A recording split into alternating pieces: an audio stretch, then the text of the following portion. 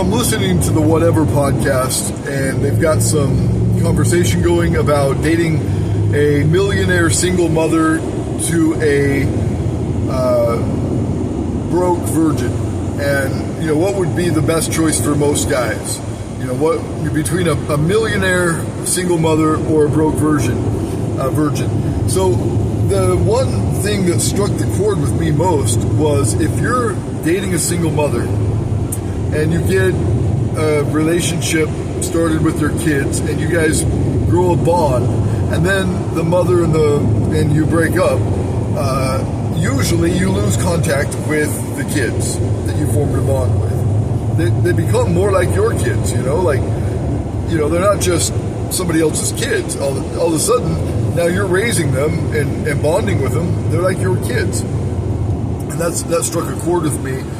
Back in March, I got this tattoo, and I've got all my biological kids' names right there.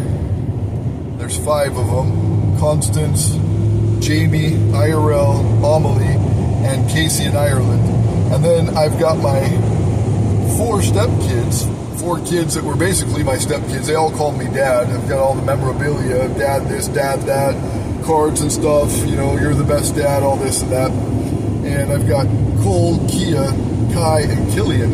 And that's the result of dating a single mother, is being ghosted from kids and not having any recourse in court or anything. I mean, they're not your kids technically, even though you kind of raised them as your kids and they called you Dad.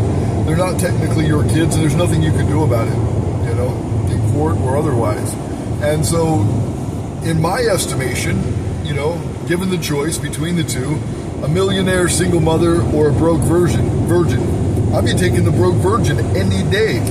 The money of that millionaire woman doesn't compare to the heartbreak that would be felt in a breakup of both losing her and the children in your life.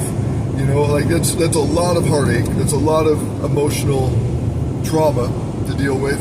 No amount of money really is worth it in my imagination. So I don't care what a woman makes. A woman makes $5 or a woman makes $5 million.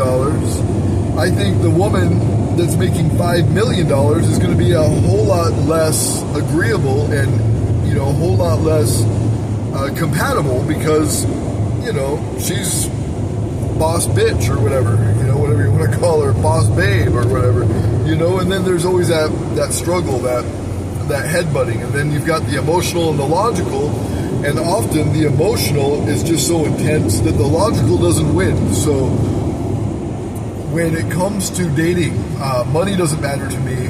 Loyalty, and when it comes to single mothers, the idea that I might lose contact with those kids. So not having kids for a woman is a huge benefit in dating me.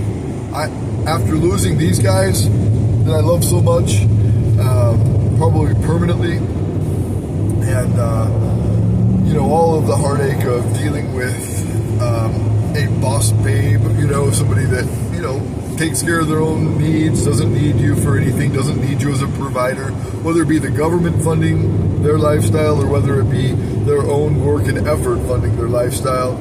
I find that women that, are strong and independent, as they claim, as they want to be, are so independent that a relationship doesn't fit into their independence. I mean, what does independent mean?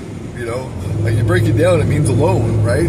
So someone wants to be strong and independent, that means to me they want to be strong and alone. So that's another factor that I look at, that strong and independent vibe.